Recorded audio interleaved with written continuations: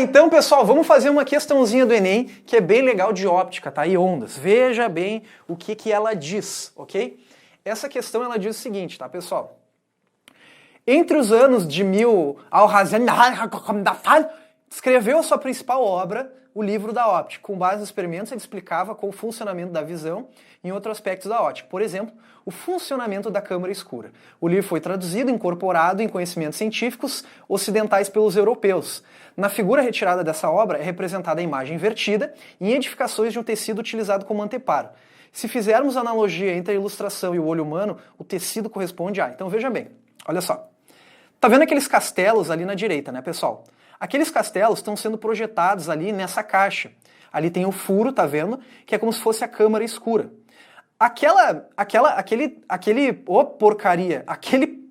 Meu Deus, aquele lençol é o nosso anteparo. Então a gente tem que entender que o anteparo é onde projeta a imagem. É isso que a gente tem que pensar no olho humano. Então veja bem, pessoal, o olho humano ele funciona assim, ó. Ele tem um sistema de lente convergente, cristalino, toda aquelas porcaria toda, né? E aí o que acontece? O objeto está aqui. Aonde a imagem tem que ser formada é o nosso anteparo. Obviamente ela teria que ser menor. E esse anteparo aqui no olho humano é a retina. É a retina, ok? É a retina. Então é a retina que aquele lençol está representando, que é onde nós formamos a imagem. Alternativa B de boas lembranças. Tudo bem, pessoal? Vamos fazer uma questãozinha de óptica aqui para o nosso estudo. Olha só o que está acontecendo nessa questão. Diz o seguinte, tá? A retina é um tecido sensível à luz localizado na parte posterior do olho, onde ocorre o processo de formação de imagem. Nesse tecido encontra-se vários tipos de não celulares, né? Gente, células, o animal do Gia Pegoraro digitou errado. Sou eu. Um desses tipos de células são os cones, os quais convertem os diferentes comprimentos de onda da luz visível em sinais elétricos, que são transmitidos pelo nervo óptico até o cérebro. Ou seja, os cones, eles são os responsáveis por eu diferenciar o vermelho do azul, o vermelho do verde, esse tipo de coisa.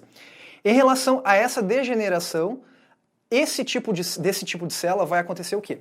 Bom, então assim, ó, gente, ele falou que os cones são os responsáveis por eu diferenciar o azul do verde do vermelho, tá? Então, basicamente, no olho humano tem duas coisas que vocês têm que cuidar aqui, né? Só pra entre aspas, vocês deixarem mais completinho ainda o estudo de vocês, tá? Isso aqui é um pouquinho de física e biologia junto, ok? Mas essa parte é tão interessante que eu estudei isso, né? Por conta própria. Olha só, o olho humano, ele possui os cones, tá? Os cones, que são responsáveis pela cor, né? Diferenciar o azul do verde, o verde do vermelho. E lá dentro tem uma outra coisa que é bem importante, que são os bastonetes, né? A questão não perguntou isso, mas eu estou te ajudando. O que acontece? Os bastonetes, eles são responsáveis pelo contraste, digamos assim, tá, gente? Pelo contraste. Contraste, o animal, eu que sou um traste. Contraste, né? Ou, entre aspas, a intensidade. A intensidade. Intensidade, tá? Intensidade, analfabeto. Então, o que acontece? Se nessa questão a pessoa tem problema nos cones, ela vai ter dificuldade para diferenciar um azul do vermelho, por exemplo, vai ter dificuldade para ver cores. Se ela tivesse dificuldade nos bastonetes, ela ia ver o mundo como se fosse em preto e branco, nesse contexto, tá? Mas como são os cones que estão com problema, vai ter dificuldade para diferenciar as cores, então vai dar problema nas cores, tá? Então, alternativa A, comprometer a capacidade de visão em cores.